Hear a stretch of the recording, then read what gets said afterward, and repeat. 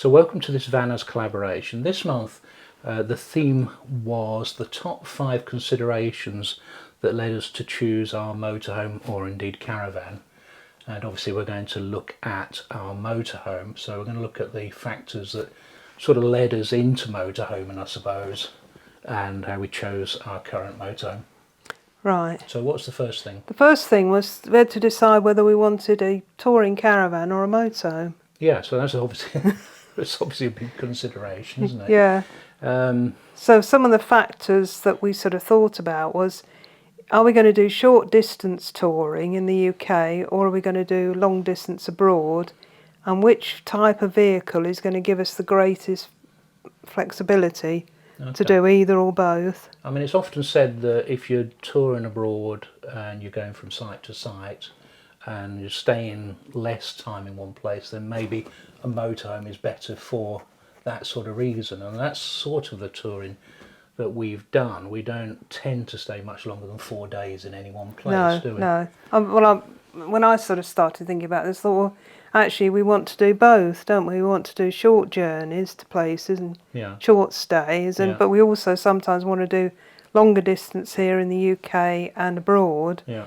And the motorhome gives us the maximum flexibility because we can use it like a caravan for longer stays. Yeah. We put the awning up and things like that, especially for shows like the NEC show. Where we're staying 10 days in one place. Yeah. Can use it as but we use it as a motorhome only when that's more suitable. Like when we're touring Scotland, or when we went on our Euro trips. We didn't take the car then because we were moving on from site to site, and it was easier to park. And it's easy to stop somewhere. Easy to stop en route and things like that. Of course, if you can find the places, obviously it's easier to stop overnight without necessarily having to use a campsite. Yeah, and on some of our other tours where we've gone to areas where there's a lot of narrow roads or difficulties in parking, because we've got a small car, we've had even more flexibility, haven't we? Yeah. I was thinking earlier today that Lyme Regis, we would have had real trouble parking there.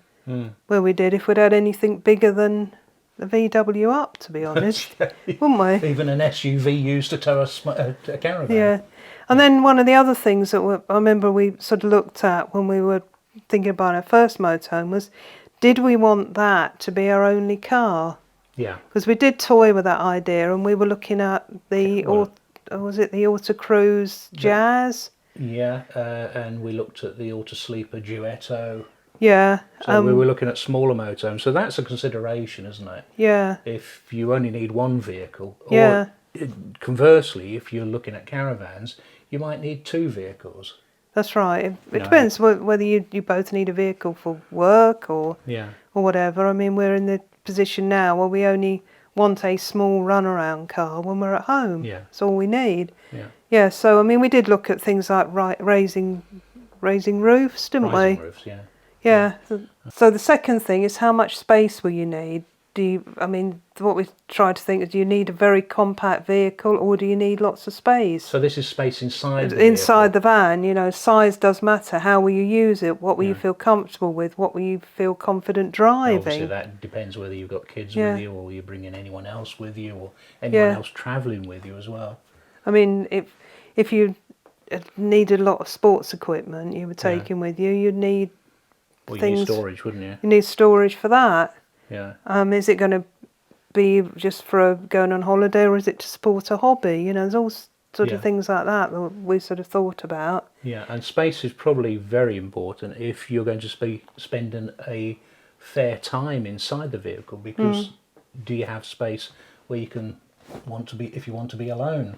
Yeah, I mean, we have our first van. You couldn't be alone, could you? Because all to bed. We had to go to bed together, obviously, but we had to get up together as well. Yes, right. Yeah. So that's factors that, as we've gone on, we've wanted more space because we've not wanted to keep making the bed up. That's right. So it involves I tend to sleep less than you, don't I? Yeah, you go to bed later than me, and all these sort of things. Yeah.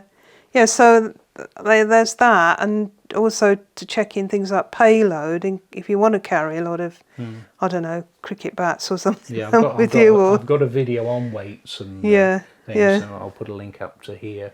Yeah. So weight is a big consideration, especially if you haven't got a C1 or BE license. Yeah.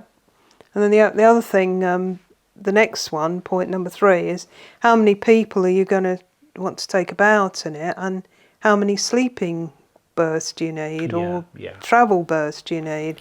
So, I mean, I think, is it Eldis always say they have the same number of travel seats as beds? Yeah. So, you know, if you're going to be travelling with people, you need them in seat belts. Yes. You can't these days. You can't do anything else. But you might just want the motorhome for just taking passengers, not necessarily having them to sleep. So no, that's right. Then you need say 4 travel seats, don't you? But not any more beds. No, that goes back to the thing about, is it your only vehicle? If it is your only vehicle, then you're definitely going to need more than 2 seats. Yeah, that's right. Yeah. So I mean, I think we've said this, haven't we? If you're going to carry passengers in the motorhome, you need to make sure you've got enough belted seats. Yeah. 3rd one. Yeah. And 4th one. Yeah.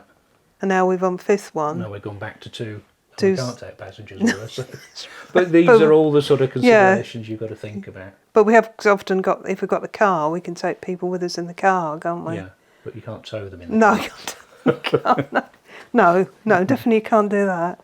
Then what you just briefly mentioned before is parking or storing the vehicle. How are you going to how are you going to deal with that? Yeah, how are you going to use it? I mean, particularly the motorhomes, obviously with an near 8 metre motorhome, we have issues parking. If we park in a car park, often we're using 2 slots, as one of our recent videos will illustrate the issues that can cause. Yeah. So if you're going to be using it and parking in car parks, you know, do you want it to be under 6 metres so it could, in theory, fit on most car parking spots? And that's a big consideration, because again, it goes back to how you're going to use it. With a big motorhome, we go back to the car again. We tow a car with us, often for that reason. Yeah, but also it's if you're going to park it at home, or are you going to store it? I mean, if you're going to store it in a storage place, then the length doesn't matter so much, but it matters really if you're going to park it on your own drive. That's right. And we started off with a 5.75 metre one, which neatly fitted on the drive. Which we had a 20-foot drive, didn't we? Yeah. So we were limited to the size of motorhome we could get. Got a slightly bigger one with a Starfire, but when we looked at when we were thinking of moving up here, the biggest consideration was how long is the drive. And we were amazed that we thought now we can actually have one with a fixed bed because the drive's longer. That's right. Whereas we couldn't before, it had to be... Just was impossible. Yeah. I mean, there's again things to think about. Yes, right. And then where are you going to buy it from? This is another big thing that we thought of in the beginning. We thought, well, we'll go to a local dealer. Well, they were a national dealer, weren't they? Yeah, but they were in Harpenden, weren't they? Yeah, they were nearby. Yes. I think that's the point you're alluding to, is that do you want to be taking your motorhome 40-50 miles for a service every time you need something doing, or some warranty work or whatever? The second motorhome we bought from a dealer that was 50 miles away.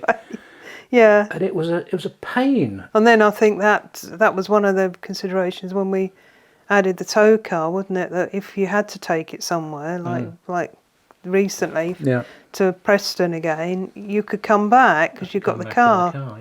You didn't have to hire a car. But that we did learn that it was nice to have a local dealer, but also a good dealer.